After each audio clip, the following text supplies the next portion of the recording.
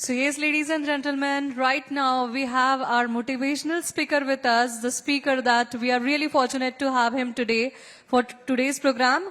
Can we just have a big round of applause for Mr. Suresh Mansaramani? I would like to invite him on the dais. Mr. Suresh Mansaramani is a veteran entrepreneur, business scale-up mentor, and keynote speaker with over 45 years of real-world experience in building, scaling, and transforming businesses. He is the co-founder of Tajurba, one of India's fastest-growing MSME-focused platforms dedicated to entrepreneurship, scale-up, and long-term wealth creation. Born in a refugee camp in Ulhasnagar, Maharashtra, his journey is a compelling story of resilience, grit, and execution. He began his professional life with a modest 300 rupees per month job and went on to create a company whose IPO in 1995 was oversubscribed by 300 times, a rare milestone that firmly established his credentials as a business builder. He is the author of 8 books and a 3-time TEDx speaker, known for his practical, no-nonsense insights on entrepreneurship, sales, leadership, and SME scaling. His contributions to Indian business have been recognized with a certificate of merit from the President of India. Today, Suresh Mansaramani is on a mission to build India's strongest MSME ecosystem. Through Tajurba, he aims to create a community of 1 crore MSMEs, mentor 500 SMEs to get successfully listed on the SME exchange and contribute meaningfully to India's $5 trillion economic vision. So yes, ladies and gentlemen, once again, let's have a big round of applause for Mr. Suresh Mansaramani. And yes, without any further delay, I think we all are very excited to listen to you, sir. So I would like to invite you here.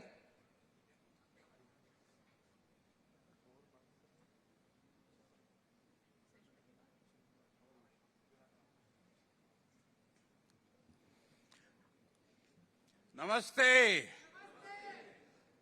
थोड़ा energy कम है। खाना वाना खाने के बाद जो session होता है ना, वो सबसे मुश्किल होता है स्पीकर के लिए, तो लोगों को जगाने का होता है।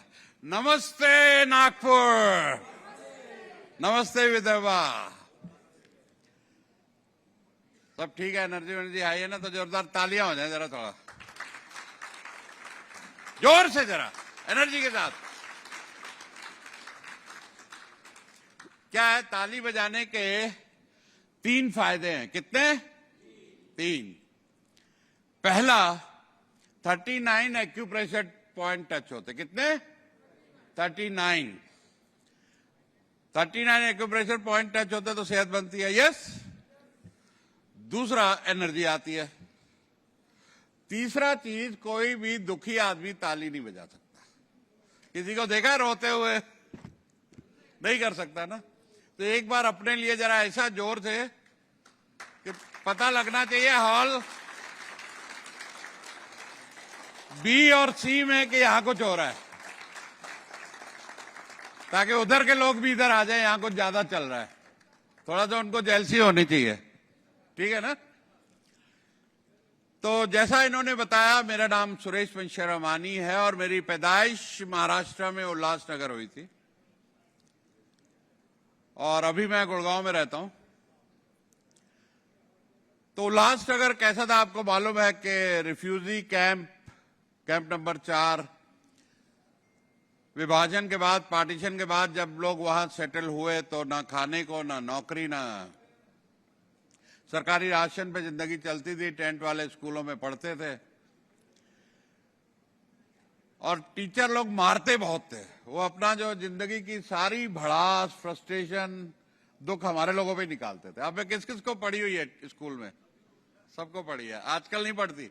आजकल टीचर के बाप भी मारे तो बेटा कहता पुलिस बुला लूंगा। अमेरिका में बोलते 911, dad you hit me, I am going to call 911।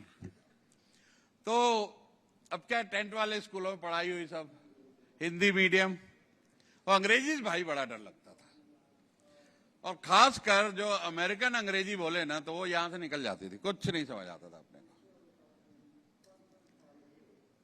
तो जब हम दिल्ली आए तो एक 300 रुपए की नौकरी मिल गई भाई गारमेंट एक्सपोर्ट में। अब वहां से एक बात, हर चीज में ना लर्निंग बताता जाऊंगा क्या क्या है, क्योंकि ये सेशन खाली मोटिवेशन नहीं है। मोटिवेशन में क्या होता है, एक टेम्परेरी जोश आ जाता है, तो बहुत सारी लर्निंग बता के जाऊंगा जो आपके बिजनेसमैन कौन कौन है इधर, जिन जिन के अपने बिजनेस है, हाँ, तो बहुत काम आने वाला आपके। तो 300 रुपए की नौकरी मिली वहां पर, और भाई मेहनत गजब की, क्योंकि जब कुछ नहीं होता है ना आपके पास, तो सिर्फ एक ही चीज आपको जिता सकती है, वो आपकी मेहनत। How many agree with that, say yes. आवाज नहीं आ रही, जरा एनर्जी हाई रखना, यस। तो मेहनत बड़ी पागलों वाली थी, और जब आप मेहनत करते हो ना, तो कोई ना कोई आपको देख रहा है। आप समझ रहे हो कि मैं मेहनत कर रहा हूं, लेकिन आपका बॉस, कोई आपका मेंटर, कोई आपका इन्वेस्टर, वो आपको नोटिस कर रहा है कि इस बंदे में कुछ आग है, इसमें कुछ फायर है। तो वैसे ही मैं नोटिस हो गया, और मैं जल्दी जल्दी तरक्की करके 300 रुपए से 1200 रुपए एक नई मेरे को एचडी बाइक मिल गई, जो बहुत बड़ी बात थी। और उन दिनों 1000 से ऊपर तनख्वाह होना, मेरे डैडी की तनख्वाह 1800 थी, तो 1200 तनख्वाह होना बहुत बड़ी बात थी। और फिर वहां से जॉब से मैंने 2 साल एक 20 मशीन लगा के जॉब वर्क यूनिट शुरू कर दिया। तो स्ट्रगल थोड़ी कम हुई, टीम वीम जल्दी बन गई। तो पहला लेसन मेरी शुरुआत में यह है कि जहां आप अगर जॉब कर रहे हो, जो लोगों को बिजनेस नहीं है, कुछ स्टूडेंट होंगे, यंग लोग बैठे हैं यहां, तो जहां आप जॉब कर रहे हो, वहां से अगर उसी लाइन में बिजनेस करते हो तो स्ट्रगल कम करना पड़ता है। How many we agree with that, say yes. तो रास्ते खुल जाते कई सारे, जीरो से सीखना नहीं पड़ता। जैसे रेस्टोरेंट चलाना हो, आप रेस्टोरेंट में जॉब करो, आपको सब समझ में आ जाएगा, शेफ को कैसे संभालना है, ग्राहक को कैसे संभालना है, म्यूनिसिपालिटी को कैसे संभालना है, गुंडे जो फ्री खाने वाले आते हैं उनको कैसे संभालना है। ये सब चीजें रेस्टोरेंट वाले को पता होना चाहिए, कैसे ग्राहक का क्या टेस्ट रहता है, नाराज ग्राहक को कैसे मनाना है। तो ये जॉब से जब अपना शुरू किया, स्ट्रगल कम हो गई, और 86 में मैं पहली बार अमेरिका चला गया, एक बहुत बड़ा ग्राहक मिल गया। अब यहां एक और लर्निंग मेरे को समझ में आई कि मैं मेहनती इतना था पागलों की तरह, कि जब एंटरप्रेन्योर के पास कुछ नहीं होता, आपके पास पैसा भी नहीं है, आपके पास मेंटर भी नहीं है, इंग्लिश भी नहीं आती, आप एक्सपोर्टर बनने चले हो, और वहां पर उधार की टिकट लेके, उधार के डॉलर लेके, दोस्त के घर रह के, उसने एक बड़ा कस्टमर मिला दिया, और उसने जिंदगी बदल दी। पहला साल टर्नओवर 8 लाख, दूसरा, मैडम हेलो हेलो, आप लोग डिस्टर्ब कर रहे हो, जोर से बातें करके जरा। हेलो गर्ल्स, आपको बोल रहा हूं, स्टे क्वाइट, या धीरे धीरे बात करो, यहां तक आवाज आ रही है आपकी। तो जब आप बहुत मेहनत करते हो, कुछ नहीं है आपके पास, तो किसी न किसी रूप में भगवान को उतरना पड़ता है आपकी मदद के लिए। यस और यस, लव योर एनर्जी। वही ग्राहक आ गया, पहला साल 8 lakh, 80 lakh, 8 crore IPO, Bombay stock exchange में कंपनी लिस्ट। ताली बजा सकते हो जो जो ऐसे मूवमेंट है। अब वहां मेरा कोई टैलेंट नहीं है, मुझे इंग्लिश नहीं आ रही थी, मेरे पास टेलीफोन नहीं था, मेरे पास गाड़ी नहीं थी, लेकिन मैं एक्सपोर्टर बन गया। मैं आईपीओ ले आया विज्ञान भवन में, राष्ट्रपति डॉक्टर शंकर दयाल शर्मा से हाईएस्ट ग्रोथ का अवार्ड भी ले आया।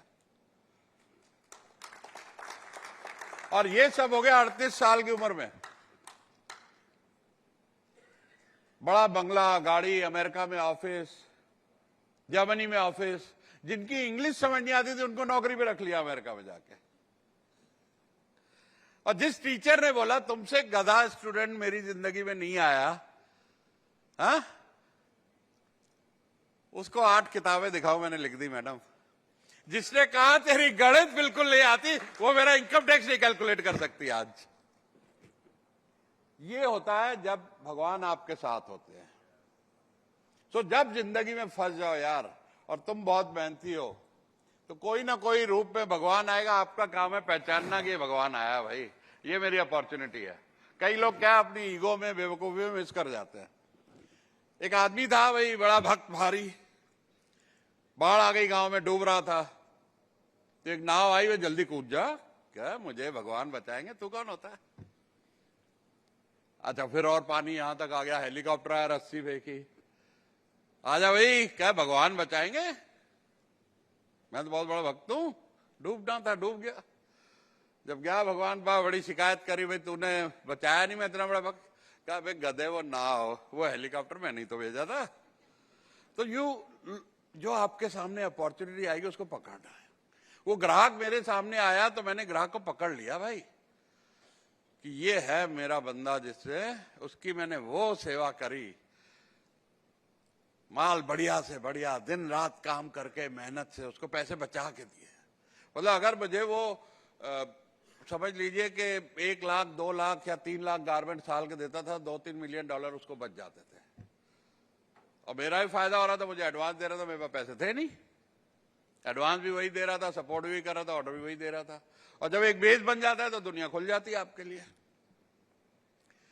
तो ये रही मेरी जर्नी, और अब एक बहुत बड़े मिशन पे चल रहा हूं कि एक तो 1 करोड़ लोगों को, मेरी उम्र हो गई 68 साल, लेकिन मैं अभी 22 जनवरी को जन्मदिन सेलिब्रेट किया, तो मैंने लिखा कि celebrating 48th anniversary of my 20th birthday. तो बच्चे परेशान हो गए कि अंकल की उम्र कितनी है। तो मतलब मैं 20 साल से अपनी एनिवर्सरी मना रहा हूं, 20 साल की उम्र के बाद मैं बूढ़ा नहीं हो रहा। How many feel that energy, से यस, आवाज नहीं आई, से यस। नेताजी सुभाष चंद्र बोस को मिले हो? नहीं, सुना तो है पर कोई मिला नहीं, शायद हमारे लोग के पैदा होने से पहले ही उनकी डेथ हो चुकी थी। लेकिन उनका एक नारा सबको याद है, कौन सा है, जरा जोर से कौन बताएगा? तुम मुझे खून दो, मैं तुम्हें आजादी दूंगा, था ना? कौन सी फौज बनाई थी उन्होंने? लो भाई, सबको मालूम है यार। अब आदमी की एनर्जी देखिए, किस एनर्जी से उन्होंने बोला होगा कि आज 140 करोड़ लोगों को उनका नारा भी याद है, नाम भी याद है कि तुम मुझे खून दो, मैं तुम्हें आजादी दूंगा। मतलब लोग जुड़ गए, फौज बन गई यार। और यही नेताजी अगर कहते हैं कि भाइयों देखो यार, सुनो, बात सुनो यार, ध्यान से सुनो, थोड़ा बहुत खून दे दो यार, कोशिश करूंगा आजादी दिलाने की। एक आदमी ना आता है, तो अपनी एनर्जी हमेशा हाई रखना। अगर आपकी एनर्जी और आपकी टीम की एनर्जी हाई है तो कंपटीशन से आगे निकल जाओगे। यस यस, क्योंकि 7 सेकंड में आपका ग्राहक सब कॉन्शियस लेवल पे जज कर लेता है, ये आदमी से काम करना है नहीं करना, पसंद है नहीं पसंद है। अभी आपने मुंह नहीं खोला, कैटलॉग नहीं दिखाया, प्रोडक्ट नहीं दिखाया, आप रिजेक्ट हो गए, बिकॉज योर एनर्जी। और एनर्जी कहां से आएगी? पहला तो भैया स्माइल। जिसके चेहरे पे स्माइल नहीं है उसकी दुकान आज भी बंद, कल भी बंद। How many we agree with that, say yes. अच्छा, जिसको कोई चीज अच्छी लगे ना, ऐसा लगे यार दिल पे लगी, तो खड़े होके क्या करना आपको? आहा आहा, क्या करना करके बताओ, आहा आहा। आवाज नहीं आई, एक बार और, 2 बार आहा आहा। पहला ये कि जहां लाइफ आज है, दूसरा आहा जहां जानी है, और जो मैं आज आपको रोड मैप दे के जाने वाला हूं। यहां पे व्हाइट बोर्ड नहीं है और मैं प्रेजेंटेशन नहीं करता ज्यादा, क्योंकि प्रेजेंटेशन से ज्यादा जो हमारा कम्युनिकेशन है मैं वो बेटर समझता हूं, और लिख के करने में मजा आता है, पर वो नहीं है तो हम काम चला लेंगे वैसे। तो ये जो एनर्जी का खेल है ना बॉस, तो पहला है आपकी स्माइल, दूसरा आपकी बॉडी लैंग्वेज। अब हमारे यहां फिल्म इंडस्ट्री में एक साहब है, जो कौन है? Is he rich? अमीर आदमी है वो, फेमस है, सक्सेसफुल है। बॉडी लैंग्वेज का भाई बहुत बड़ा खेल है। एक बहुत बड़ी साइकोलॉजिस्ट हुई है एमी कडी, वो बात करती हैं कि अगर आपकी बॉडी लैंग्वेज पॉजिटिव है, विनर्स वाली है, ये वाली है कि दुनिया भर का माल मैं अंदर कर लूं, आने दो आने दो, और चाहिए आने दो, कम है मुझे और दो, अबंडेंस दो। तो जब ये बॉडी लैंग्वेज होती है तो आपकी तकदीर और किस्मत बदल सकती है, डेस्टिनी बदल सकती है। उन्होंने रिसर्च करी कैमरे लगा के कि जो लोग कोई ऑर्डर लेने या जॉब लेने गए हैं और अगर उनकी एनर्जी लूजर्स की है, कंधे झुके हुए, चेहरे पे स्माइल नहीं है, उनको जॉब नहीं मिली या ऑर्डर नहीं मिला। जिनकी एनर्जी पॉजिटिव है, ओपन बॉडी लैंग्वेज है, उनको मिली। तो आपको करना क्या है? एक तो स्माइल की प्रैक्टिस। क्या करना है? मन दुखी हो तो भी स्माइल, कुछ अच्छा नहीं भी हुआ है तो भी स्माइल। एनर्जी हाई, उस टाइम ज्यादा जरूरत है हाई रखने की, क्योंकि जब जिंदगी में कुछ अच्छा नहीं चल रहा और एनर्जी लो कर ली तो बहुत गड़बड़ हो जाएगी, उससे निकलोगे नहीं। क्या होता है, देखिए ये दो पौधे हैं, समझ लीजिए ये एक पौधा है, ये दूसरा पौधा है, राइट हैंड लेफ्ट हैंड। ये वाला पौधा ऐसा है जिसपे एनर्जी दो तो समझो कि पैसों का पेड़ लगता है, अबंडेंस आती है, खुशियां आती हैं, ग्रोथ आती है। और ये वाला पौधा है जहर, जो जहरीला है, मतलब आपकी दौलत भी ले जाएगा, बीमारियां भी दे जाएगा, रिलेशनशिप भी खराब कर जाएगा। पानी किसको दोगे, राइट और लेफ्ट? राइट। हम देते किसको हैं? किसको? अनकॉन्शियस लेवल पे हाई कोविड, हाई ग्राहक पैसा मार गया, हाई डिवोर्स हो गया, हाई ये हो गया, हाई वो हो गया, और उस दुख में उसको 50-50 बार हम रिपीट करते हैं। जब एक जोक पे आप 7 बार सुनाऊं तो हंस नहीं सकते, तो भैया दुख पे दुखी क्यों होते हो 7 बार कह के? एक ही चुटकुला सुनाता जाऊं? हाँ, वो भगवान वाला सुनाए और कोई बीच में सुनाऊंगा कहीं, एक बार हंसी आएगी, 4 बार वही सुना दूंगा, पागल हो गया ये। कौन ले आया भाई, ये मोटिवेशनल स्पीकर है, डिमोटिवेशन है? वही चुटकुला सुनाया जा रहा है, तो भैया अपने दुख क्यों बार बार गाते हो? Because you are giving energy to that, and whatever you give energy to that, वो बढ़ता चला जाएगा। हमारा ये पौधा बढ़ नहीं रहा, ये बढ़ रहा, जिंदगी में मुश्किलें बढ़ रही हैं। तो एक फंडा समझ लो जिंदगी में, जब फंस जाओ, इसको तो एनर्जी देना मत, इसको उल्टा करके रख देना और 10 सॉल्यूशन लिख लेना, सॉल्यूशन सेंट्रिक माइंड से। ये नेपोलियन हिल की एक किताब है, tough time never last, tough people do. वो एक बहुत बड़ी चर्च बना रहे थे, क्रिस्टल कैथेड्रल, तो कई $1 मिलियन चाहिए थे। उन्होंने कहा मुझे एक बंदा चाहिए, जो मान लो 100 मिलियन थी, मुझे फिगर याद नहीं अभी, कि 100 मिलियन एक बंदा दे दे, 2 डोनर चाहिए 50-50 मिलियन दे दे, 5 डोनर चाहिए इतना दे दे, 10 डोनर चाहिए इतना दे दे, 100 डोनर चाहिए जो 1-1 मिलियन दे दे, 100 मिलियन हो गया। भाई उसको एक ही मिल गया जिसने 100 मिलियन दे दिया। ताली बजा सकते हो। ये आधी ताली तो भाई ना तुम्हारी सेहत बनेगी ना मुझे एनर्जी, जोर से बजाओ यार। भाई जो लोग अंदर बाहर हो रहे हैं दूसरे हाल में बता देना, यहाँ प्रोग्राम ज्यादा बढ़िया हो रहा है। जरा खबर पहुंचा देना बगल वाले हालों में, इधर थोड़ी वेटिंग लिस्ट होगी तो मजा आएगा थोड़ा। तो ये जब आपकी एनर्जी पॉजिटिव रहेगी, सॉल्यूशन सेंट्रिक अप्रोच रहेगी, तो आप अपनी प्रॉब्लम से बड़े हो जाओगे। देखो कभी जिंदगी प्रॉब्लम सबके आती है, यस?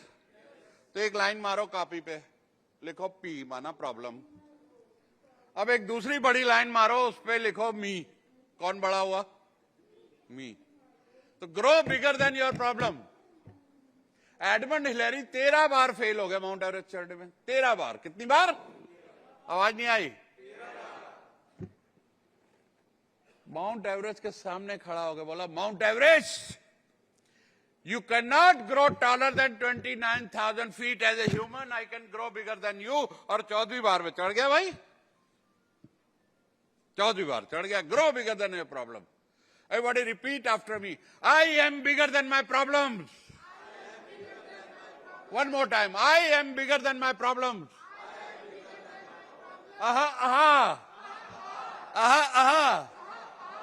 ओके, अब आते हैं एक बिजनेसमैन के माइंडसेट पे।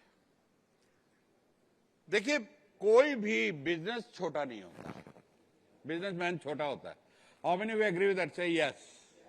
हमारी सोच, हमारा लिमिटिंग बिलीफ, वो हमें छोटा बना देता है।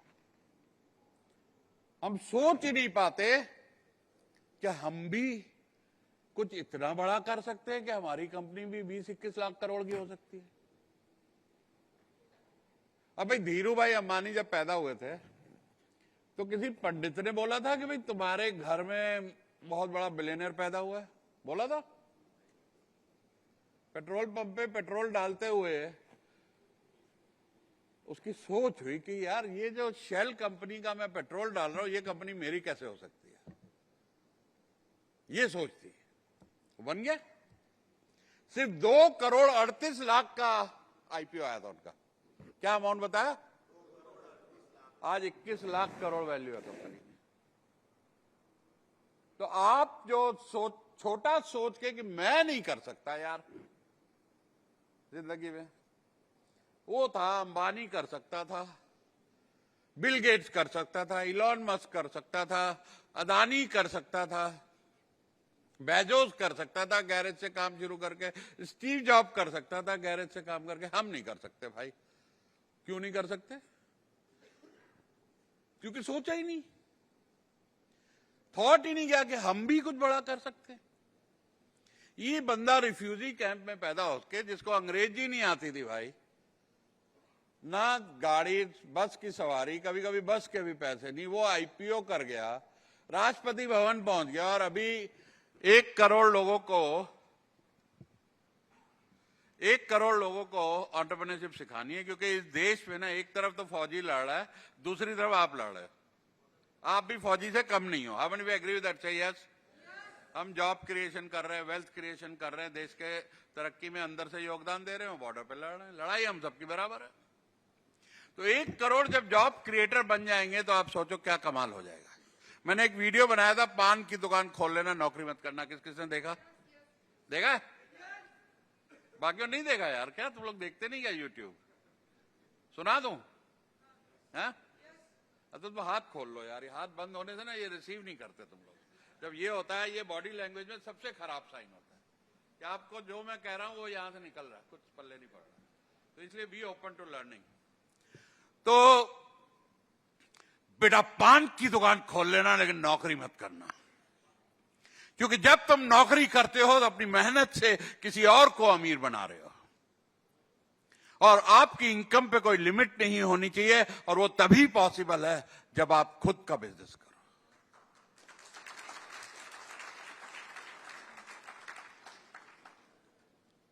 पचास 60 करोड़ से ऊपर व्यूज तो मेरे चैनल पे आ गए। उसके बाद आज तक भी उसको घुमा घुमा के फिर नई रील बना देता हूं, कुछ फिर चल जाती 10-15 मिलियन। इतनी हिट मूवी है ये। तो ये जब आपके दिमाग में ख्याल आ जाए ना, मैं भी बन सकता हूं। अब ख्याल आ गया जी बैठे बैठे। मैं बॉम्बे स्टॉक एक्सचेंज बैठा था एक दिन, अजय ठाकुर उसके हेड थे। मैं कहा अजय जी आपको कितने साल हो गए एसएमई एक्सचेंज खोले हुए यार? बोले 12 साल हो गए। मैं कितने आईपीओ कर लिए? बोले 400। मैं इतने कम क्यों? क्या बड़ा यार, एसएमई को समझाना बड़ा मुश्किल है, टैक्स भरता नहीं है और प्राइवेट लिमिटेड है नहीं, प्रोप्राइटरशिप कंपनियां चला रहे, फिर ऊपर से दुनिया भर से डरता है, पूछता है, कंप्लायंस बढ़ जाएगी, दुनिया भर के फियर है, सीए से पूछता है, डैडी से पूछता है, बीवी मना करती, बच्चे मना करते। यहां से सब सीख के जाते हैं, समझ के हाँ करके जाते, फिर बदल जाते हैं। 40,000 लोगों को मैं मिला हूं, सेमिनार किए हैं, ऐसे बड़े लोगों को समझाया है, 400 से ऊपर मैं ना कर पाया। अब अपन तो ठहरे पागल, बड़ा सोचने वाले, हमेशा अपने दिमाग छोटा कुछ आता ही नहीं। मैं कहा अजय जी 500 में दे दूंगा आपको। अजय जी भी हंसे। अच्छा, जब कोई आपके ऊपर ऐसे हंसे तो समझ लेना आपका गोल बढ़िया। अब आप कुछ बड़ा करने के लिए दोबारा तैयार हो जिंदगी में। तो हमने 500 का वादा कर दिया उनसे। अच्छा, बाहर आए, हमने जोर शोर से काम चालू कर दिया उसके ऊपर, मेहनत। पहला गो डैडी पे गए, ढूंढा भाई डोमेन SMEIPO.com, 1 लाख रुपए में खरीद लो भैया। फिर मैंने 12 वीडियो बनाए, how to do SME IPO। Google करोगे how to do SME IPO तो आपको 2-4 वीडियो मेरे ही ऊपर दिखेंगे सबसे। उसके जितने कीवर्ड होते हैं, एलिजिबिलिटी क्या क्या है, आईपीओ के बारे में जो जो सर्च क्वेरी थी, मैंने सब पे वीडियो बना दिया। गूगल रैंकिंग करनी है तो आ गए टॉप पे। तो पहला आईपीओ वाले साहब मिले, ऐसे बैठे थे मेरे सेमिनार में, 70 साल की उम्र। तो मैं कहा आप लोगों को मैंने बोला था पीछे जाओ, थोड़ा एडवांस दो तो हम तुम्हारे साथ शुरू करें काम आईपीओ का थोड़ा। वो उठे नहीं, मैं कहा आप क्यों नहीं उठे कैलाश जी? क्या मेरी 70 की उम्र है यार, 30 करोड़ मेरा एफडी में पड़ा है, 100 करोड़ का धंधा है, बच्चों का इंटरेस्ट नहीं है, वो लंदन गए थे पढ़ने, बोले हम तो म्यूजिक करेंगे, उनको म्यूजिक एकेडमी खोल दी, तो मैं अब क्यों आईपीओ किसके लिए करूं? मैं कहा कैलाश जी कितनी एक जायदाद छोड़ के जाओगे बच्चों के लिए? बोले कोई 200 करोड़ की। मैं कहा अच्छा, और बिजनेस का क्या होगा? कहता अभी इंटरेस्ट खत्म हो रहा है, बंद कर रहा हूं। मैं कहा कितने साल लगा है? बोले 40 साल। मैं कहा आपकी आत्मा को शांति मिलेगी कि भूत भूत बन के भटकोगे, कितना पुराना जमाया हुआ धंधा बंद कर जाओगे? बोले दुख तो बड़ा हो रहा है। तो मैं कहा एक काम करो, अगर तुम आईपीओ लाते हो और तुम्हारी कंपनी प्रोफेशनली चले, सीएक्सओ चलाएं, सीईओ चलाएं, और तुम्हारे बच्चों को 5-5 हजार करोड़ के शेयर मिल जाए, कैसा लगेगा? बहुत अच्छा लगेगा। मैं कहा जाओ पीछे पैसा भरो तो भर दिया। अच्छा 10 लाख रुपए एडवांस भी दिए उन्होंने कि चलो आईपीओ की तैयारी शुरू करो। आधे रास्ते हुए भाई साहब को हार्ट अटैक हुआ, चले ही गए। अब बच्चों को बहुत समझाया, भाई बाप का सपना पूरा कर लो, आधा काम कर गए, आईपीओ ले आओ, उसके बाद कंपनी बेच दो, नहीं रखनी हो ना, हमें परवाह नहीं है। क्या होता है कई बार ना, रईसों के बच्चे भी ऐसे ही होते हैं, कदर नहीं होती पैसे की, तो उन्होंने नहीं इंटरेस्ट लिया। ये हमारा पहला केस, मतलब सर मुड़ाते ही ओले पड़े, लेकिन हमने भी हिम्मत हारी नहीं, लगे रहे, जगह जगह वीडियोस, स्पीचेस, ब्रांड बना लिया अपना, और आज चल चल के 350 लोग, ये भाई साहब हमारे ग्रुप में है ना, इनके लिए यार जोरदार तालियां, इन्होंने हमें बुलाया है। संजय जी के लिए, संजय जी ने हमें यहां आमंत्रित किया कि आप जरूर आइए, हमारे नागपुर में बड़ा इवेंट हो रहा है, तो हमारे लिए भी बड़ी खुशकिस्मती की बात है और आपके लिए भी है कि नहीं? Yes yes. तो 350 लोग, और हम ही एक ऐसे मेंटर हैं जिसने पहला तो खुद का आईपीओ करा है। जितने मार्केट में आईपीओ कंसल्टेंट घूम रहे हैं वो तब पैदा भी नहीं होते जब हमने आईपीओ कर लिया था। उसके बाद कोई भी ऐसा नहीं है, आप तैयार हो आईपीओ के लिए, जो लाखों में एक कंपनी होती है जिसकी सारा टैक्स ठीक हो, कंप्लायंस ठीक हो, हर चीज प्राइवेट लिमिटेड हो, तो उसका आईपीओ तो सब करा रहे हैं, लेकिन 10 करोड़ वाले को, 5 करोड़ वाले को, 2 करोड़ वाले को ले जाना 50 करोड़ तक, और अच्छा प्रॉफिट, अच्छी balance sheet, private limited, compliances, सब कुछ तैयार करके आईपीओ ले जाने वाले अपन एक ही है पूरे इंडिया में, कोई भी नहीं है।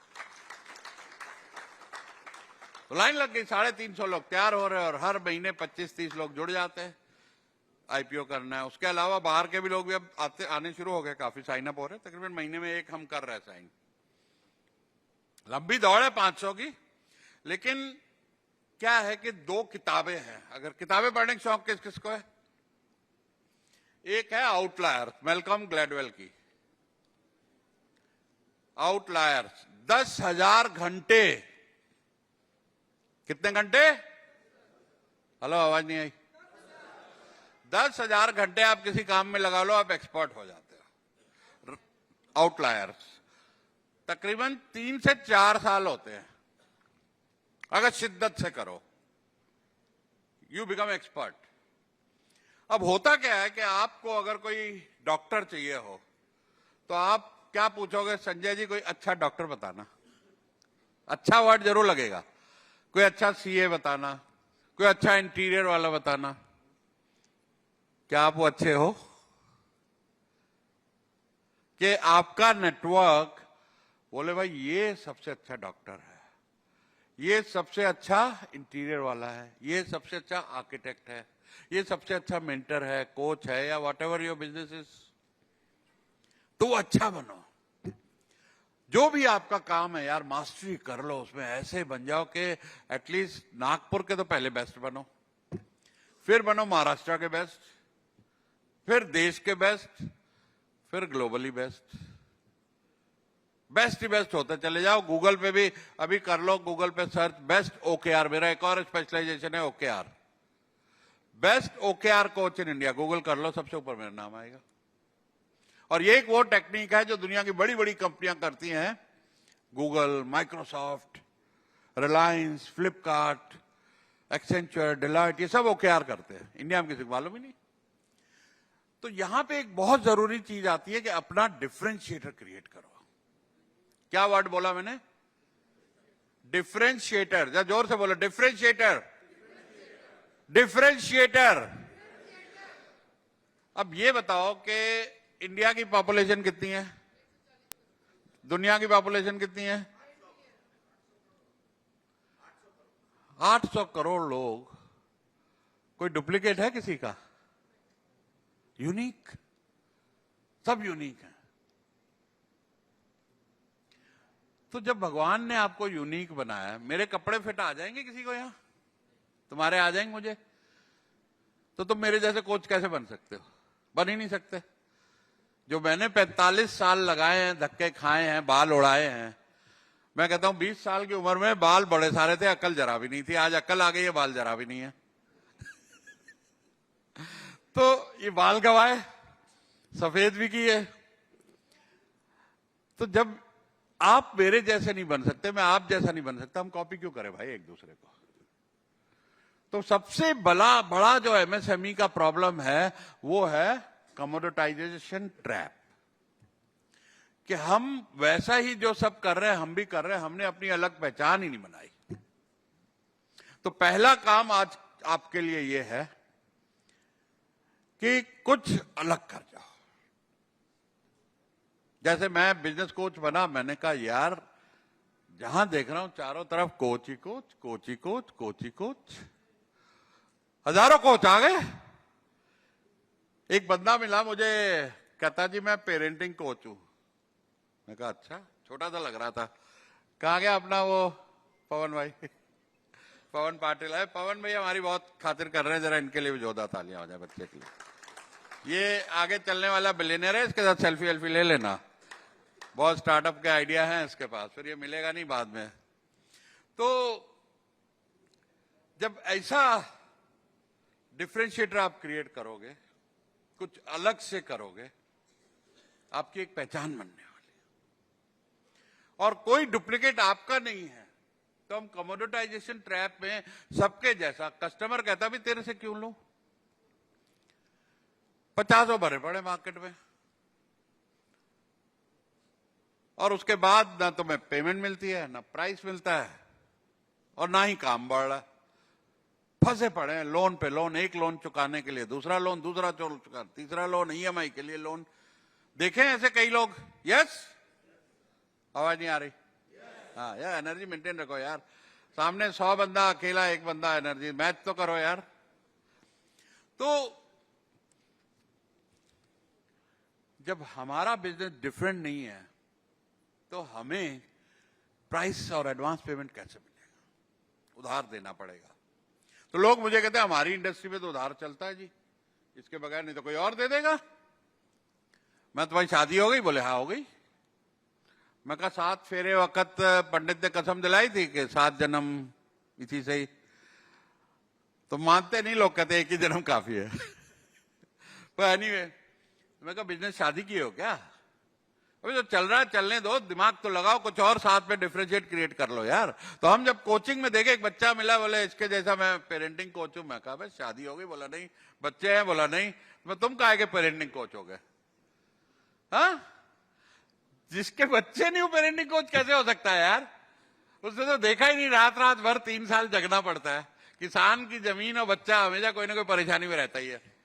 रोज लेके भागो, ये बैठा मेरा बेटा रोज लेके भागता था ऑफिस से आके 9 बजे डॉक्टर के घर कि इसको बुखार है। क्या तुम्हें टाइम नहीं मिलता 7 से पहले आ जाओ? वो डॉक्टर डांटता था मुझे। आज वो डॉक्टर हमारे एक ट्रस्ट का मैं प्रेसिडेंट हूं और उसका वो ट्रस्टी है।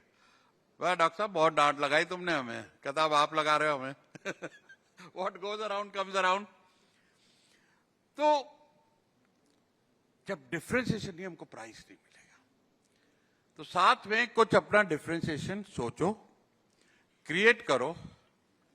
आप में से कितने लोग कोई भी प्रोडक्ट और सर्विस का कहीं ना कहीं एडवांस पेमेंट कर रहे हो? यस, हाथ उठाओ जो जो कहीं ना कहीं टेलीफोन का बिल, बिजली का बिल, कोई बिल ना दो टाइम पे कट जाता है और आपको पेमेंट नहीं आती, आप काट नहीं सकते सर्विस।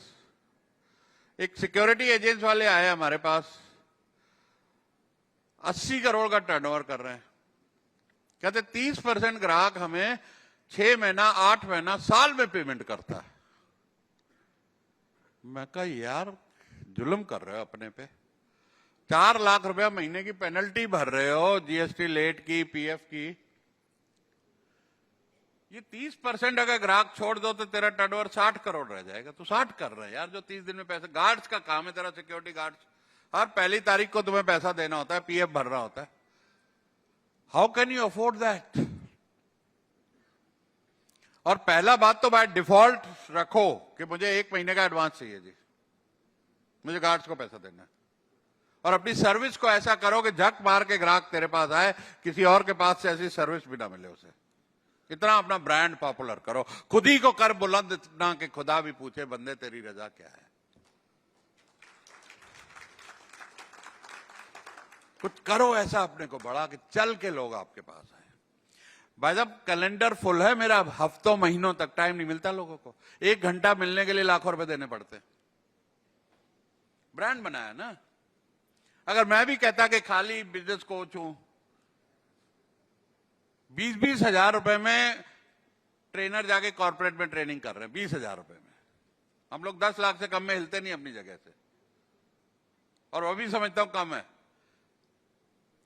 अभी यहां अमिताभ बच्चन को बुलाओ, 4 करोड़ ले जाएगा इतनी देर बोलने के।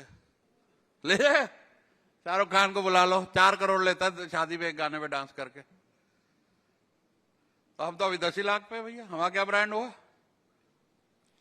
ब्रांड का बहुत बड़ा खेल है यार। तो पहला काम हो गया अपना ब्रांड बनाओ, डिफरेंशिएटर करो। समझ में आ गया सबको? यस। काम आपको करना है जाके डिफरेंशिएटर, ठीक है। और अपने माइंडसेट को ये लेके चलो कि मैं बिलियनर बन सकता हूं। I can do it. Everybody repeat after me, I can do it, I can do it. Give a high five to the person next to you. Say you have a billionaire mindset. अब hi fi दो यार एक दूसरे को, जरा energy लाओ। You have a billionaire mindset. Mindset, क्योंकि जब तक माइंड में नहीं आया अचीव नहीं होगा। सचिन तेंदुलकर बोलते थे मैं सेंचुरी 2 बार बनाता हूं, पहली बार यहां बना लेता हूं, फिर पिच पे जाके बनाता हूं। अच्छा, ये विराट कोहली, धोनी, सचिन जब फील्ड में जाते होंगे खेलने, तो मन में डाउट और घबराहट लेके जाते होंगे कि यार ये ऑस्ट्रेलियन टीम ना बड़ी तगड़ी है, आज ना खेल पाऊंगा। या कॉन्फिडेंस से जाते हैं कि या तो आर या पार।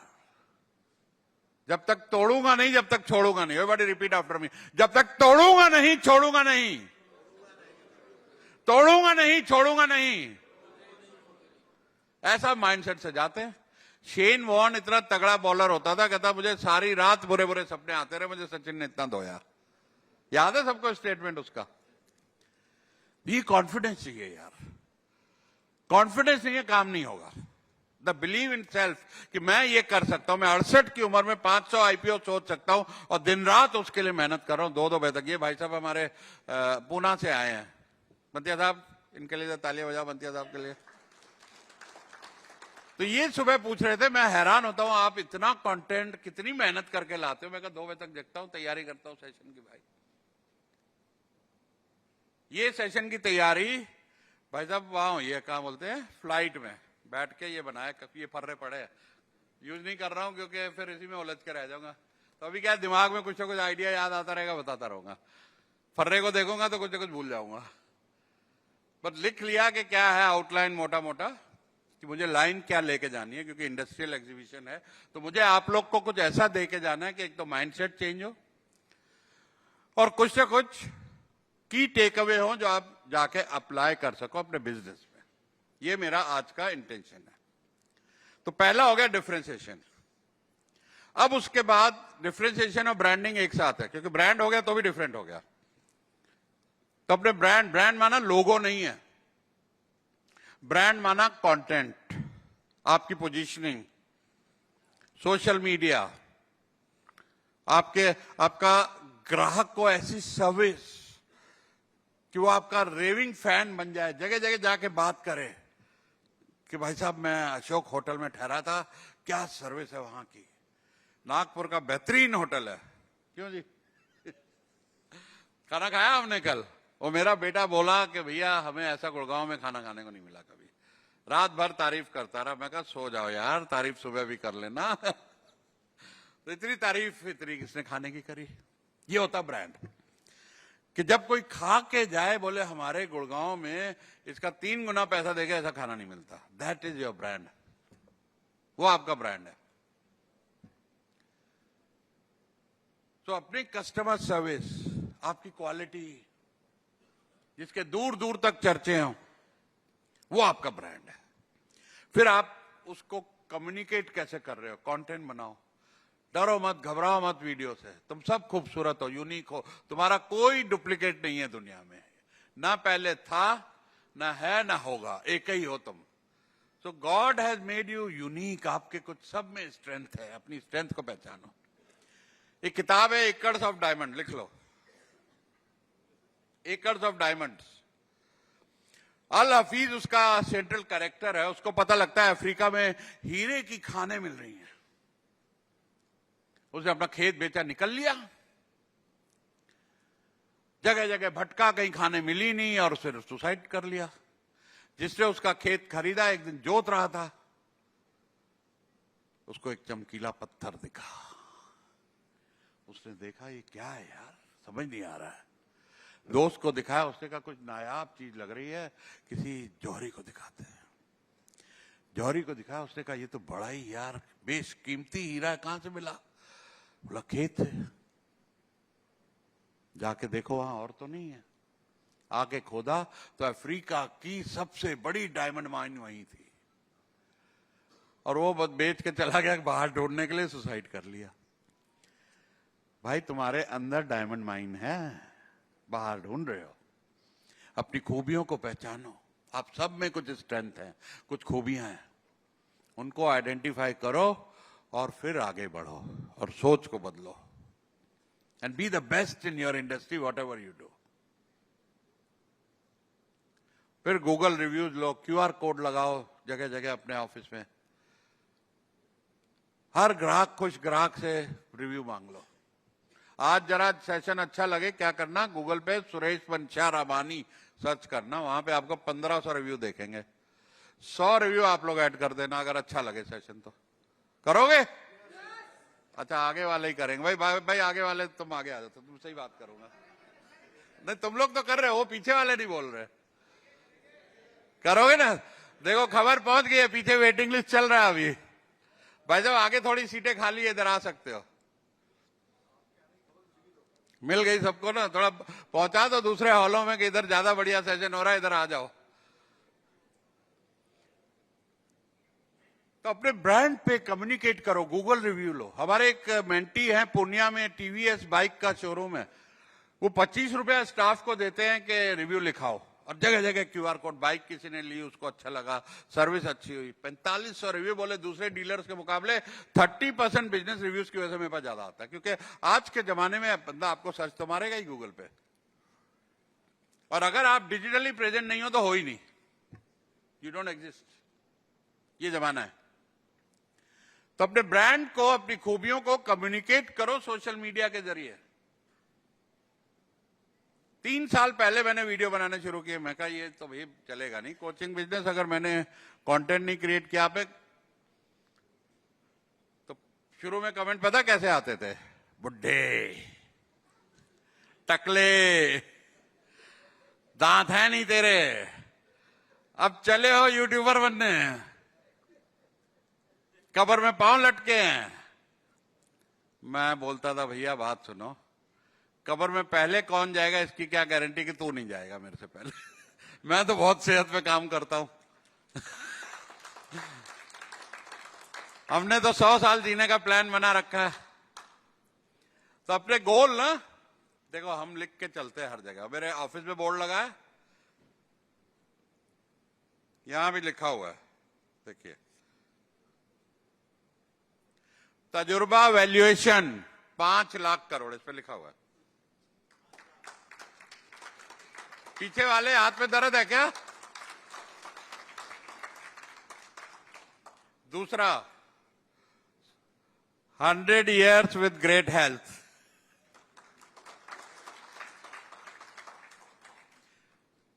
तीसरा, 500 IPOs।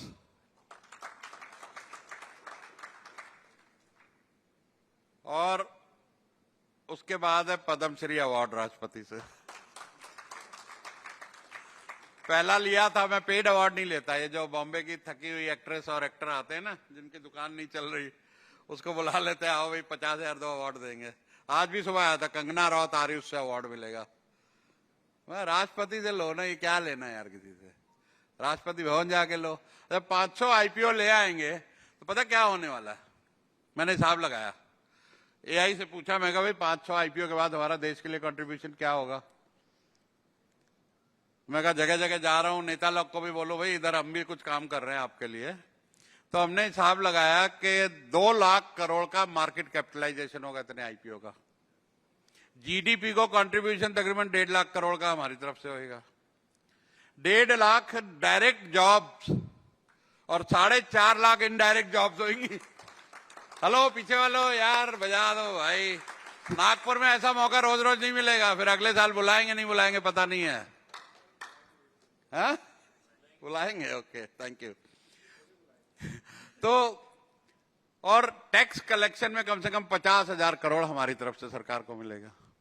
तो ये भलाई का काम है कि नहीं भाई, देश सेवा है कहीं ना कहीं। और हमारे भी 5-10,000 करोड़ बन जाएंगे,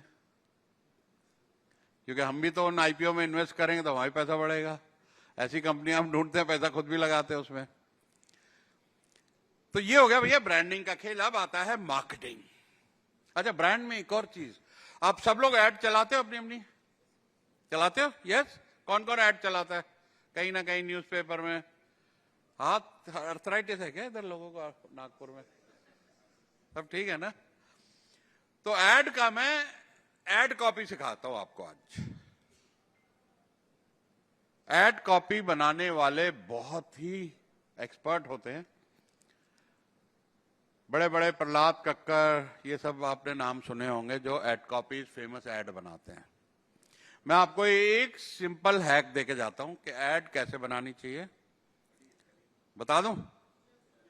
थोड़ा रिक्वेस्ट करो प्लीज, बता दो। ऐसे नहीं मानता मैं जल्दी में यार। हाँ चलो थैंक यू, इतनी जिद कर रहे हो तुम लोग तो भाई मान ही लेता हूं। तो पहला ऐड बनाने में जो आपका हुक होना चाहिए वो होना चाहिए प्रॉब्लम। क्या होना चाहिए? अक्सर गलती लोग सेल्स पे और मार्केटिंग में या अपनी जब ऐड डिजाइन करते हैं वहां पे, मान लो रियल एस्टेट का ऐड है, सबसे बड़ी गलती करेंगे best luxurious project in Nagpur और गुड़गांव, तारीफ से चालू करेंगे।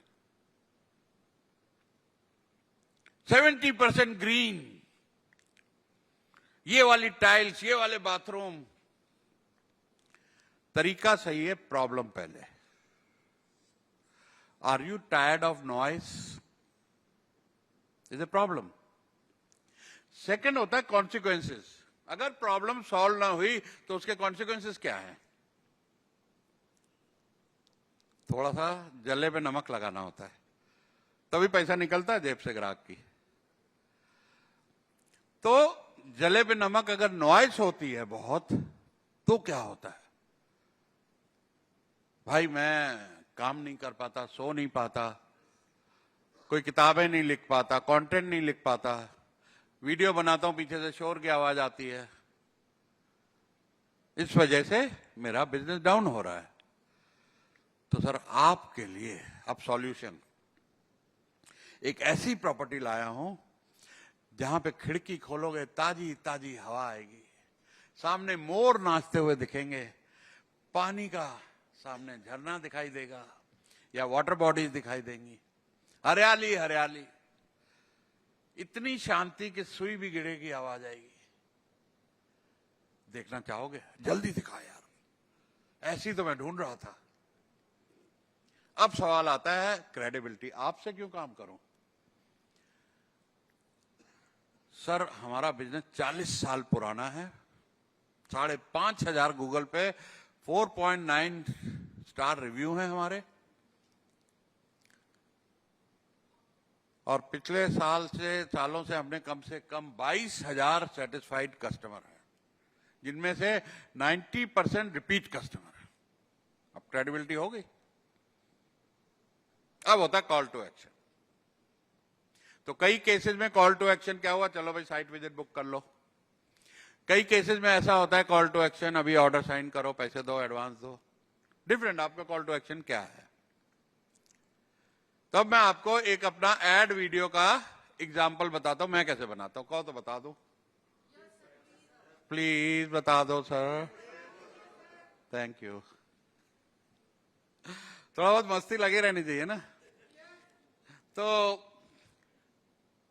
आपका बिजनेस खतरे में है, प्रॉब्लम, आपका बिजनेस खतरे में है। आपने 20-30 साल लगाए एक बिजनेस को खून पसीना एक करके बड़ा करने में। कल एक बच्चा 30 साल का, 25 साल का 1000 करोड़ की फंडिंग लेके सस्ता बेचना शुरू कर देता है, आपके बिजनेस को ओवरनाइट डिस्ट्रॉय कर देता है। रोज ही हो रहा है। लेकिन आज आपके पास एक ऐसी अपॉर्चुनिटी है कि आप एसएमई आईपीओ के जरिए बगैर ब्याज के फंड्स रेज करके इनसे कंपीट कर सकते हो। करना चाहोगे? मैं एक फुल डे वर्कशॉप ऑर्गेनाइज कर रहा हूं, जहां पे स्टेप बाय स्टेप आपको बताऊंगा कि आप अपनी कंपनी को कैसे स्केल करके अच्छी बैलेंस शीट बना के प्रॉफिटेबल और अच्छी कंप्लायंसेस करके एसएमई आईपीओ के जरिए बगैर ब्याज के फंड्स रेज करके अपनी कंपनी को 1000 करोड़, 5000 करोड़, 10,000 करोड़ तक ले जा सकते हो। मुझसे क्यों सीखो? क्योंकि मैंने ये सब खुद किया है। 38 साल की उम्र में मेरी खुद की कंपनी का आईपीओ आया था, जो 300 टाइम और सब्सक्राइब हुआ था। बॉम्बे स्टॉक एक्सचेंज में कंपनी लिस्ट हुई थी, राष्ट्रपति से अवार्ड लिया। अभी के अभी रजिस्टर करो, सीट्स बहुत कम है, सिर्फ 100 सीट्स हैं, और जिसमें से 90 जा चुकी है, 10 ही बची है। अभी रजिस्टर करो। रजिस्टर किया, आगे। आधी तालियां नहीं चलती मेरे को यार, मैं जल्दी खत्म कर दूंगा। 1.5 घंटा है, मैं आधे घंटे में खत्म। तो जो एड कॉपी पे थोड़ा सा देखो, सारे पॉइंट कवर किए यहां। प्रॉब्लम, बिजनेस खतरे में है, डिस्ट्रॉय हो जाएगा, फंड्स नहीं है, दूसरा फंडिंग लेके तुम्हारा बिजनेस, और हो रहा है, ये रियलिटी है। फिर सॉल्यूशन कि आईपीओ लाओ, फिर क्रेडिबिलिटी मेरे थ्रू क्यों लाओ, मुझसे क्यों सीखो, कॉल टू एक्शन, अभी पैसा भरो। 20-20 हजार रुपए लोग भर के आ जाते प्रोग्राम अटेंड करने। मुझे जानते नहीं, कुछ नहीं, वीडियो देखा, आगे। भाई कितनी फीस दी तुमने? 4.5 लाख। ये कहां से आए? खड़े हो जरा लोग। हाँ, वनी से ड्राइव करके आए, मिलने। इन्होंने पिछले महीने मेरा प्रोग्राम ज्वाइन किया, 4.5 लाख मिले आज है, जूम पे मिलने पे। आप भी आए, राइट? इनका बेटा मेरे साथ है। तो ये होता है, आप अगर, और जेन्युइनली इसमें देखो कोई ठगी नहीं, sales always in the spirit of service. इस कन्विक्शन के साथ कि जो आपका प्रोडक्ट है, आपके क्लाइंट को, आपके कस्टमर को 10 गुना फायदा नहीं दे, पैसा लेने का तुमको हक नहीं है। Spirit of service. जिसने सेल्स कस्टमर को बेवकूफ बनाकर ही एक ही बार बना पाएगा भाई, उसके बाद तुम्हारी साथ पुश्ते बर्बाद हो जाएंगे। क्योंकि एक और बुक है कैन हांडा की, हैप्पी मनी।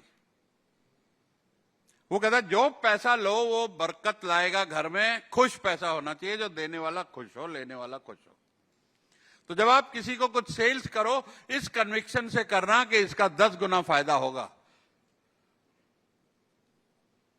और अगर इसने नहीं लिया तो मेरी तो जिंदगी चल रही, मेरे पास लाइन लगी है, नुकसान इसी का है भाई।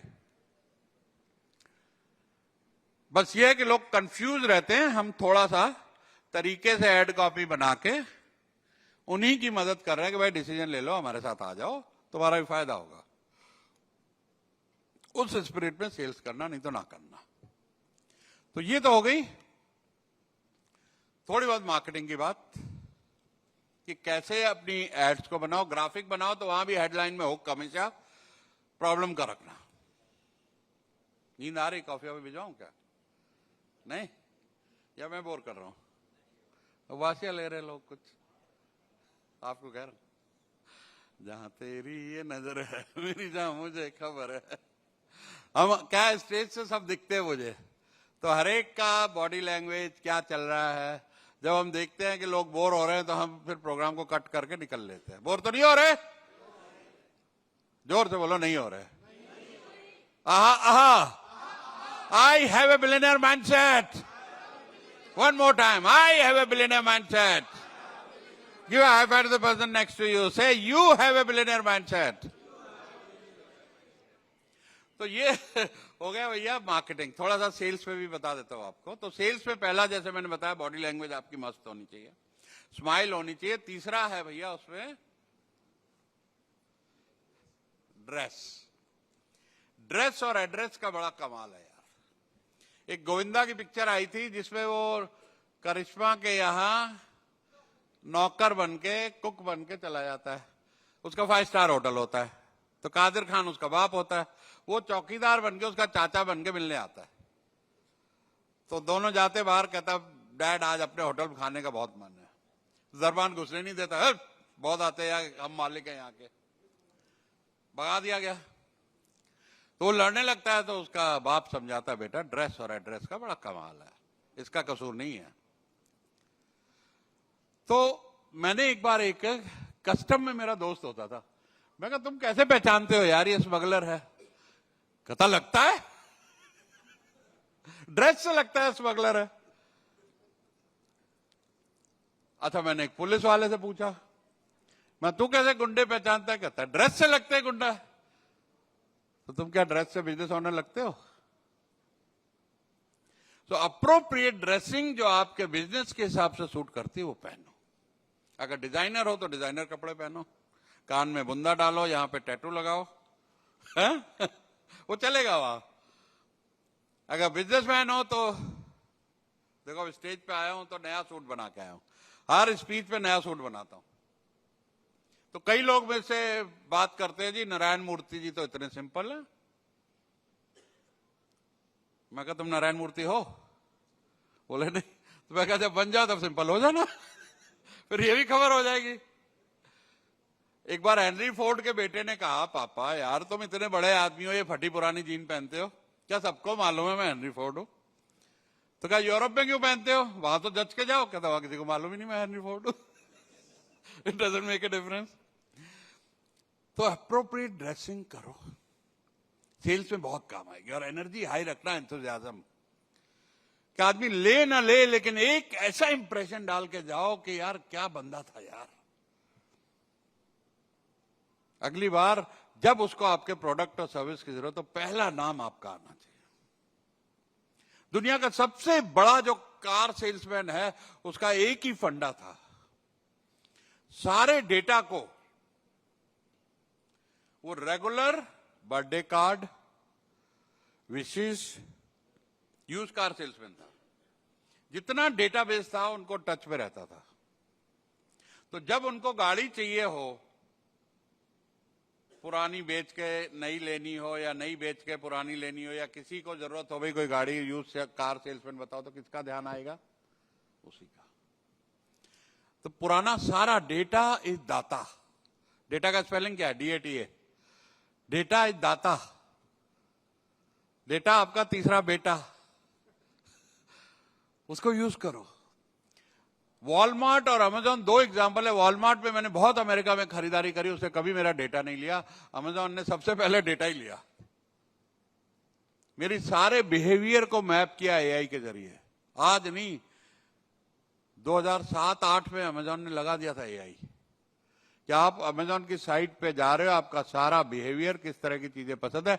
आप नोट करना, अमेजॉन की वेबसाइट और वेबसाइट की तरह वो होम पेज नहीं होता। होम पेज आपके टेस्ट के हिसाब से खुलता है कि आपकी ब्राउजिंग। और ये आज से नहीं चल रहा है, आज से 15-20 साल पहले से चल रहा है। उन्होंने डेटा को यूज किया। तो जितना पुराना डेटा है निकालो। किसी कस्टमर ने थोड़ा काम किया हो, कभी किया हो, इंक्वायरी करी हो, रेगुलर उनके साथ टच में रहो। कुछ ना कुछ अपनी इंडस्ट्री न्यूज, कुछ ना कुछ नई बात भेजते चलो। मेरा पानी फ्रेश होगा, आई थिंक ये किसी का यूज पड़ा है यहाँ।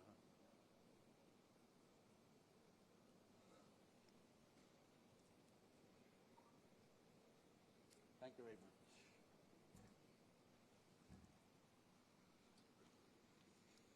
मेरे को टाइम बताते रहना भाई। 1 घंटा हो गया? Very good. पता लगा 1 घंटा हो गया? नहीं लगा ना? ऐसा ही होता है मेरे सेशन में, मुझे भी पता नहीं लगता।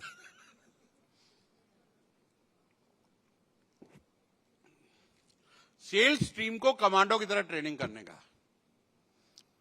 और आपको कभी भी एसएमई को या एमएसएमई को सेल्स क्लोजिंग वाले मुश्किल से मिलेंगे, आप जैसे उतना अफोर्ड नहीं कर पाओगे। तो आपको चाहिए डोर ओपनर्स, डोर क्लोजर्स नहीं। वो काम आपको नहीं करना है। कोई भी सोर्स हो, गूगल हो, इंडिया मार्ट हो, फेसबुक हो, कहीं से लीड आ रही हो, आपको नहीं हैंडल करनी। एक लड़की रख लो या लड़का रख लो जो फोन करे, फिल्टर करके आपकी मीटिंग करा दे, उतना काम। क्योंकि अगर वो खुद करने लग जाओगे तो आप बिजनेस पे फोकस नहीं कर पाओगे, बड़ा नहीं कर पाओगे। एंड रेगुलर कम्युनिकेट करो अपने ब्रांड को, कस्टमर के टेस्टिमोनियल कैप्चर करो, उसको डालो सोशल मीडिया के ऊपर, रोज स्टोरीज में, व्हाट्सएप पे 1 मिनट की यार वीडियो बनानी है सर। अब जैसे ये अटेंड कर रहे हो, फोन उठाओ, एक खींचो 1 मिनट की। आज सुरेश सर का सेशन अटेंड किया, उनसे सीखा मार्केटिंग कैसे करना चाहिए, बिलियनर माइंडसेट, कुछ अच्छा सा लिख दो, हो गई। उसको डालो इंस्टाग्राम पे, उसको डालो यूट्यूब पे शॉर्ट पे, उसको डालो फेसबुक पे, व्हाट्सएप स्टेटस में, साथ में अपनी थोड़ी सी कमेंट्री लगा दो। ऐप बड़ी सारी हो गई एडिटिंग की, रॉ भी डाल दोगे चलेगा। अपने चैनल का नाम ही रख दो, सतीश कुमार रॉ। मैं रॉ ही डालता हूं भैया, मेरे को एडिटिंग फंडा नहीं करना, नाटक नहीं करना। वो भी चलता है, लोग को भी पसंद आता है। एक सौरभ जोशी बच्चा है, आप सबने देखा होगा, हाईएस्ट यूट्यूबर भाई, 5 करोड़ रुपए महीने की आमदनी है सिर्फ यूट्यूब से। तो कंटेंट का बहुत बड़ा रोल है। आओ कैमरे के सामने, डरो मत, घबराओ मत कि मैं मोटा हूं, काला हूं, बुढ़ा हूं, कोई फर्क नहीं पड़ता। जैसे हो यार, यूनिक हो। हमारे यहाँ कई एक्ट्रेस आई, आशा पारिक होती थी, थोड़ा टेढ़ा देखती थी, वही उसकी अदा बन गई। बिपाशा बासु भी थोड़ा टेढ़ा देखती थी, अदा बन गई। आपकी हर चीज अपनी कमजोरी को अपनी स्ट्रेंथ बना लो। मेरी कमजोरी थी अंग्रेजी नहीं आती थी, उसी को स्ट्रेंथ बना लिया। हिंदी में बोला जितना बोल सकता था। फिर अमेरिका में रहा 1-2 साल, बगैर सीखे अंग्रेजी आ गई। मैं अभी तो 3-3 दिन इंग्लिश में बोल सकता हूं, किताबें लिख डाली। दिल्ली आया भाई, रजौरी गार्डन मैंने पंजाबी मोहल्ले में चला गया, एक वर्ड ना समझ में आया। कोई बोले कित्थों आए हो, मैं गर्दन ऐसे से करना। 2 साल के अंदर मैं स्टेज पे थिएटर में एक्टिंग कर रहा था, पंजाबी में डायलॉग बोल रहा था। तो योर एनवायरमेंट, पीटर ड्रकर बोलते हैं कि you are average of 5 people you hang out with. 5 नालायक, छठे नालायक आप, 5 बिलियनर, छठे बिलियनर आप। उन लोगों के साथ उठो बैठो जिनसे आपका नॉलेज बढ़े, आपकी सोच बदले, सक्सेसफुल लोग हों। कई लोग बोलेंगे मैं कॉलेज के तो दोस्त यार बहुत गरीब हैं, कोई बात नहीं, उनको प्यार करो लेकिन सुनो मत। क्योंकि आप जिस भी सक्सेसफुल आदमी से पूछोगे, अभी मुकेश अंबानी आपको कहीं मिल जाए, मान लो यहां आगे बैठे हो, और आप जाओ मुझे sir I am very Impress, आपका मैं बड़ा फैन हूं, आप जैसा बनना चाहता हूं। सोच के देखो उसके क्या डायलॉग है, बेवकूफ हो, पागल हो, गधे हो, तुम ना बन पाओगे, तुम्हारे बस का नहीं है यार।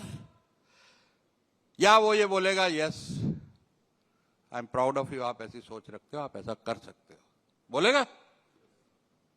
बिकॉज जो नाकामयाब है वो आपको नीचे देख के खुश है। एक बार एक आइलैंड में एक बंदा गया, सारे अंधे। ये क्या बात है भैया, क्या बच्चे पैदा होते ही अंधे हो जाते हैं, कोई बीमारी है? फोन घुमाए, एक डॉक्टर मिला, उससे कहा ये बीमारी का मैं ठीक कर सकता हूं। वो कहा भाई लोग तुम्हारे लिए खुशखबरी है, बीमारी गई, अब सब देख पाओगे, बच्चे भी नहीं ऐसे पैदा होंगे। उनको खुश होना चाहिए था ना, होना चाहिए था यस यस, नहीं हुए। रात को उनकी पंचायत बैठी, का इसको देखने की बीमारी है, रात को सोरा अंधा कर देते, इसके आगे फोड़ देते। अंधों के बीच में देखने वाले को देखने की बीमारी है। लूजर्स के बीच में आपकी सक्सेस सोच, आपकी सक्सेस एक बीमारी है। यस, ताली बजाओ।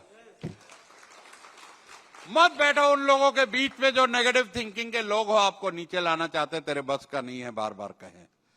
Don't listen to them. कूड़ा है वो, कूड़ा। आपके घर में कोई कूड़ा फेंकेगा, क्या करोगे? लड़ोगे उससे जाके, साले आप कूड़ा कूड़े के डब्बे में मेरे घर में क्यों डाल रहे हो? लेकिन हम उस कूड़े को कुछ नहीं कहते जो लोग हमारे दिमाग में रोज डाल के चले जाते हैं। और हम खुद, अभी मैं बहुत गर्म करके जाऊंगा, बिलियनर बन सकते हो, आईपीओ कर सकते हो।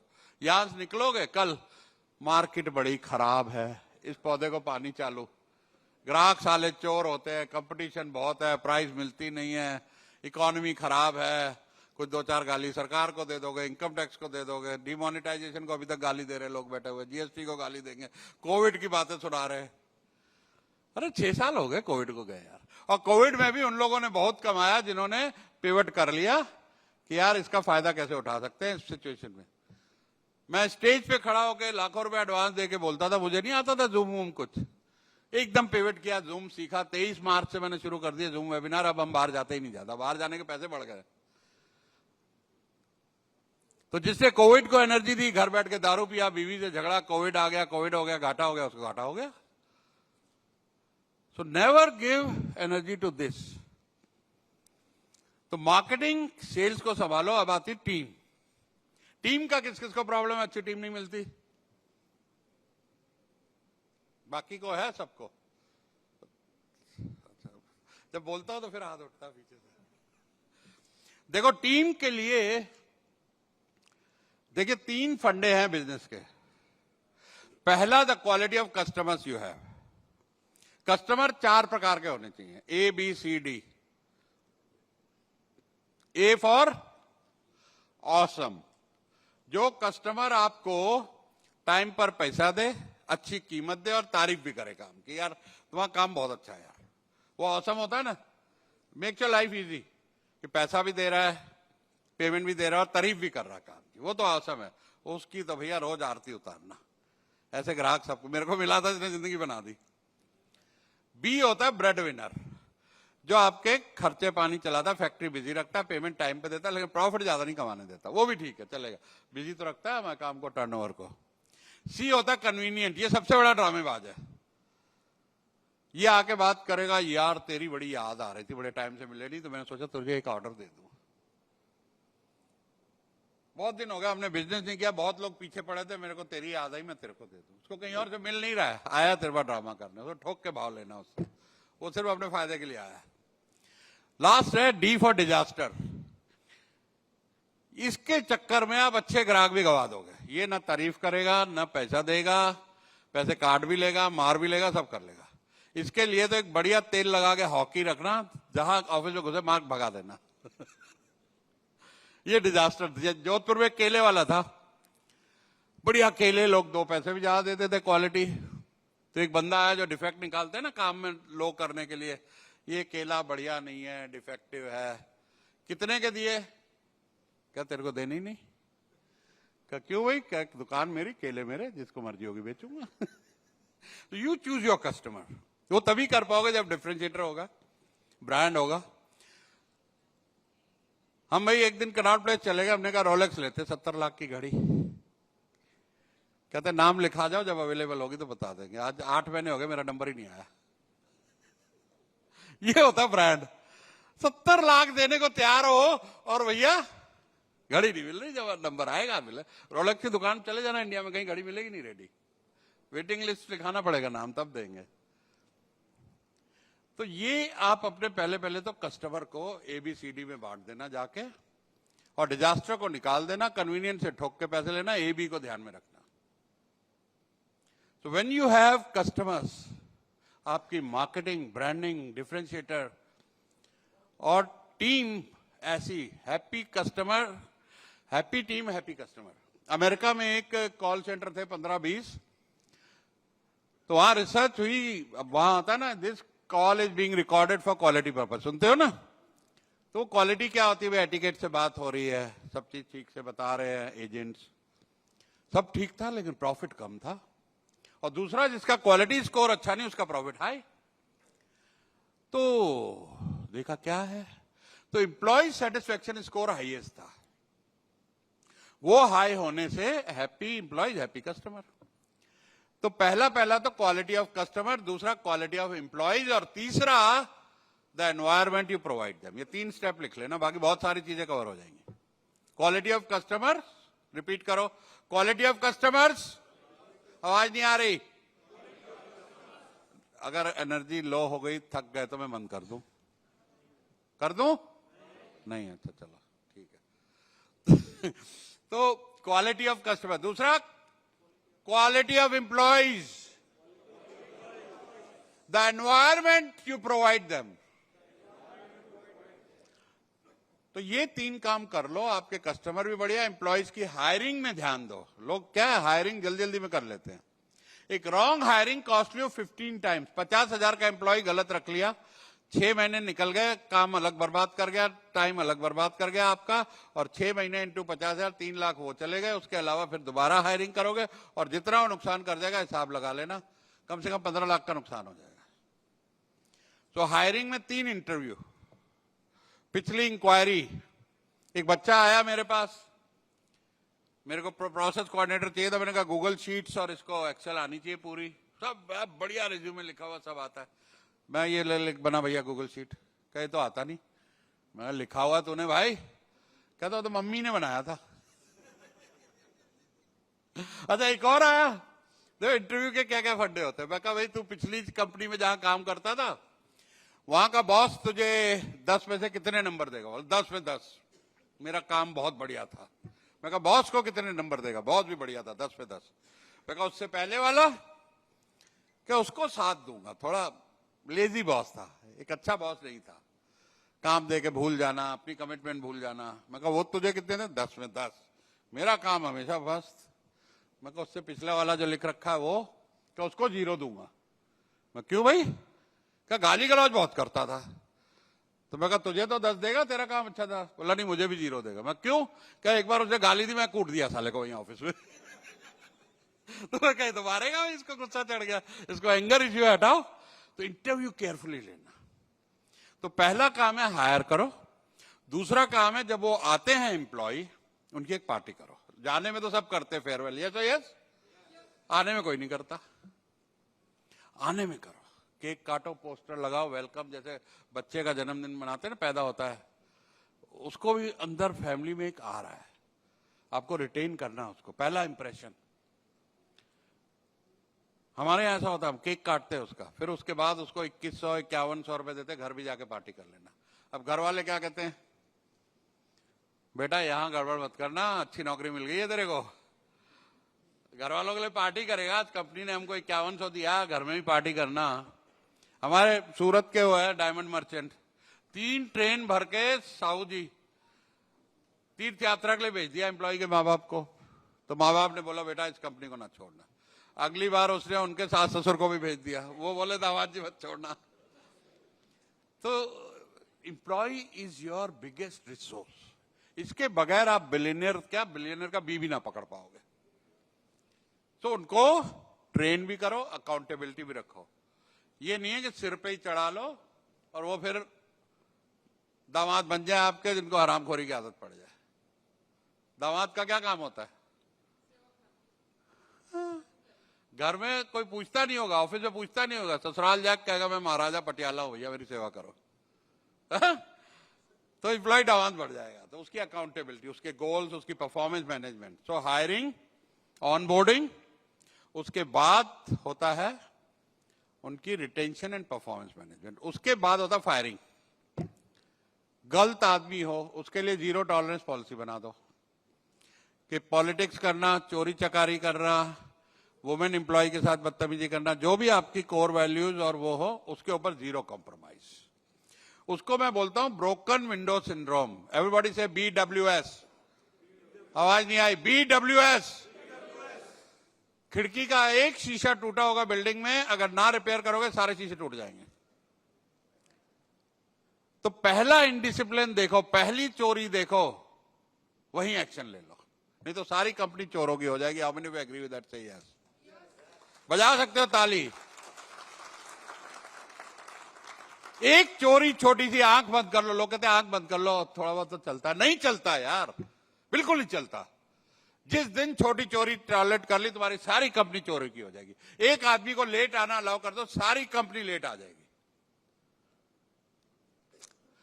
Because success of any organization, religion, country, family depends only on its leader to implement the rules. How many of you agree with it? Say yes. Rules नहीं है तो देश नहीं चले। हमारा बाहर चलना मुश्किल हो जाए, मर्डर और रेप और सब कुछ चालू हो जाएगा, क्योंकि कानून है तो डर है, रूल्स हैं तो डर है। और उस रूल्स का इंप्लीमेंटेशन सख्ती से। तो ये हो गया एम्प्लॉइज। अब आता भैया लास्ट पॉइंट है, सब कर लिया, प्रॉफिट बढ़िया रखना, प्रॉफिट के लिए शर्म मत करना, क्योंकि बिजनेस का पहला नियम है प्रॉफिट कमाना। यस और यस। और प्रॉफिट फिर वही आएगा डिफरेंशिएटर, तभी ले पाओगे। और प्राइस को अच्छी तरह, क्योंकि customers are psychological not logical. हमने एक रेस्टोरेंट का कोच कर रहे थे, उसका जी संजय जी उसका मेन्यू उल्टा कर दिया हमने, महंगी चीजें ऊपर कर दी, 26% सेल्स बढ़ गई। तो इसको बोलते हैं प्राइस एंकरिंग। कई रिटेलर्स अपने बंदे को ट्रेन करते हैं, बंदों को, सेल्स वालों को, आप जाओगे, मैडम जाएंगी, मान लो भाई ये हमें सूट खरीदना है कुछ, तो वो दिखाएगा ये जी 2 लाख का। 2 लाख बहुत महंगा है भाई, इतना बजट नहीं है। मैडम कितना बजट है? कोई 20-25 हजार का दिखाओ। फिर वो लाएगा जी ये 27 हजार का है। अब सडनली 27 हजार सस्ता लगने लग गया, क्योंकि 2 लाख का प्राइस एंकर हो चुका है। अच्छा, सिनेमा कौन कौन जाता है देखने? मल्टीप्लेक्स। पॉपकॉर्न कौन कौन खाता है? आपने तो देखा हुआ लगता वीडियो। जिन्होंने नहीं देखा, इसको डेकॉय इफेक्ट बोलते हैं। क्या बोलते हैं? Decoy effect. Everybody repeat, decoy effect. वहां क्या है कि एक छोटा पॉपकॉर्न मिलेगा 150 रुपए का, मीडियम मिलेगा 250 का, और इतनी बड़ी बाल्टी मिलेगी 300 की। आप कौन सा लोगे? अरे 50 रुपए खर्च के हमने तो ठग लिया कैंटीन को, इतना बड़ा बाल्टा मिल गया। अब सारी पिक्चर में हम एक पॉपकॉर्न उछालेंगे, यूं खाएंगे पूरा 3 घंटा, फिर भी घर ले जाएंगे और बच जाएगा। अरे भैया उसको बेचना ही वही था। 250 वाला तो डका इफेक्ट था। सो प्राइसिंग में हमेशा ख्याल रखना। और परसेप्शन ब्रांड की, कि एक वाइन का एक्सपेरिमेंट हुआ, सेम वाइन 3 बोतलों में भर दी, एक में लिखा $10, एक में लिखा $20, एक में लिखा $100। बहुत एक्सपेरिमेंट हो चुके हैं, सब ने $100 वाली बोली बढ़िया, एक ही थी। तो परसेप्शन का खेल है बड़ा। अगर आपकी परसेप्शन है कि ये आप महंगे हो, आप हाई क्वालिटी हो, तो आपको अच्छा पैसा ग्राहक देने को तैयार होगा। तो ये हो गया प्राइसिंग। अब आ जाओ आईपीओ पे। एसएमई आईपीओ क्या होता है, क्विकली इसको सब अप कर दूं, फिर ऐड करता हूं। एसएमई आईपीओ आपके लिए इस शताब्दी की, इस दशक की सबसे बड़ी अपॉर्चुनिटी है। आप ना करके अपना, अपनी फैमिली, अपने स्टाफ, देश, सबके लिए गुनहगार हो। क्योंकि 500 का नोट निकालो जी, किसके पास है? निकालो। इस पे पढ़िए जरा, गवर्नर साहब ने क्या लिखा है हिंदी और इंग्लिश में, है ना? लिखा है ना? अब अगर ये ना लिखा हो तो इस कागज और इस नोट में कोई फर्क है? नहीं है ना? अच्छा, अब ये भी आपका शेयर भी तो एक कागज है, आपकी प्राइवेट लिमिटेड कंपनी है। जब तक आपने डीमैट नहीं कराया, आपको कुछ कागज मिले। हमारे जमाने में तो बोरी भर के कागज मिले थे। अब अगर वो कागज लिस्ट होने के बाद 500 रुपए का हो जाए, तो मेरे पास 100 शेयर हो, तो मैं बेच के 50,000 रुपए मार्केट टाइम में अपने बैंक में ला सकता हूं। यस। आपको कोई गारंटी देनी लिख के कि मैं अपने शेयर होल्डर को 500 रुपए देने के वचन देता हूं? तो रिजर्व बैंक सियाना कि तुम सियाने? तुम तो रिजर्व बैंक से भी ज्यादा सियाने हो गए भाई। कोई गारंटी नहीं देनी और तुम्हारा शेयर बन गया करेंसी। रोज सुबह 9:15 बजे तुमको दिखेगा मेरी कंपनी का प्राइस है। और फिर जिस दिन कोई बड़ा ऑर्डर आया कि इस कंपनी ने जी ज्वाइंट वेंचर किया है अमेरिका या जर्मनी की इस कंपनी के साथ, और या इतना बड़ा ऑर्डर मिला है, 200 करोड़ रातों रात बढ़ गया। कौन सा ऐसा धंधा, कौन सा ऐसा रियल एस्टेट रातों रात 200 करोड़ में बढ़ा के दे सकता है? 40 करोड़ में जे जलाराम टेक्नोलॉजी एक आया था, जिसके 20-25 मोबाइल की दुकानें थी, मोबाइल बेचता था, उसके एसेसरीज बेचता था। 535 करोड़ का वैल्यूएशन 1 साल में अचीव किया उसने।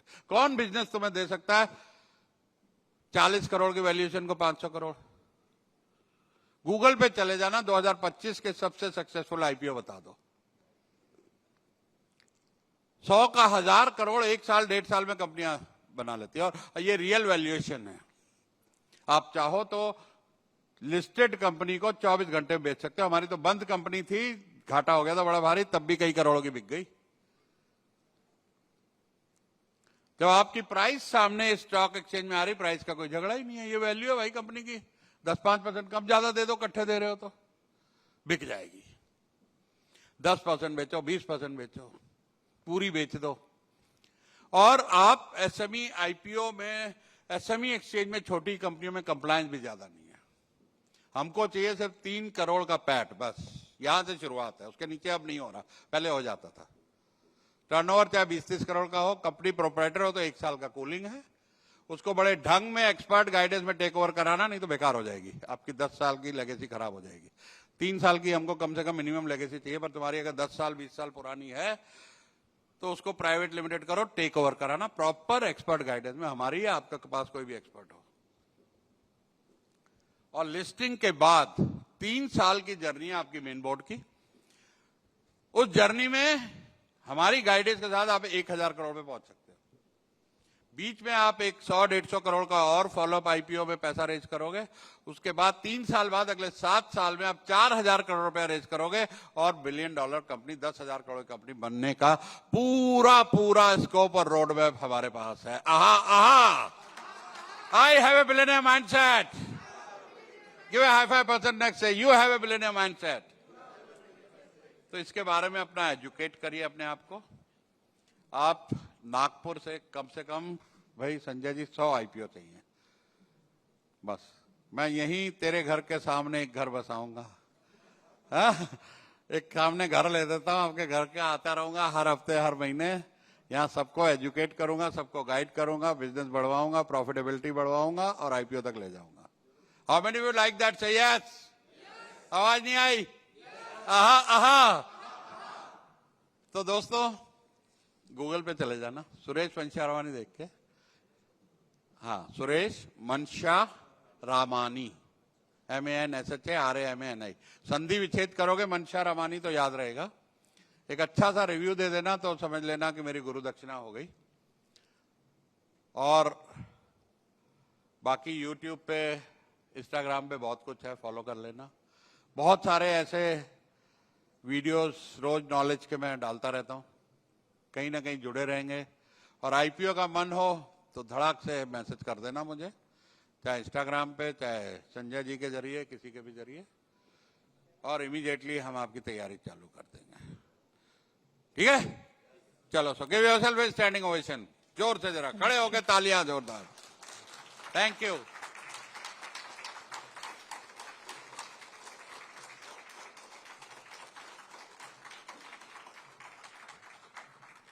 Thank you so much, sir. It was really a much powerful session, I must say. मैं रिक्वेस्ट करना चाहूंगी आप प्लीज वहीं पे बने रहिएगा। With that, may now please request Executive Committee Member AID Mr. Sanjay Gupta sir to please join us here on the dais. Mr. Sanjay Gupta sir से मैं निवेदन करना चाहूंगी, सर आप कृपया यहाँ पे मिस्टर सुरेश मनशा रामानी सर का स्वागत सम्मान करें। इस बीच हम सभी की जोरदार तालियां यहाँ पे जरूर बजती रहनी चाहिए। A big round of applause, ladies and gentlemen.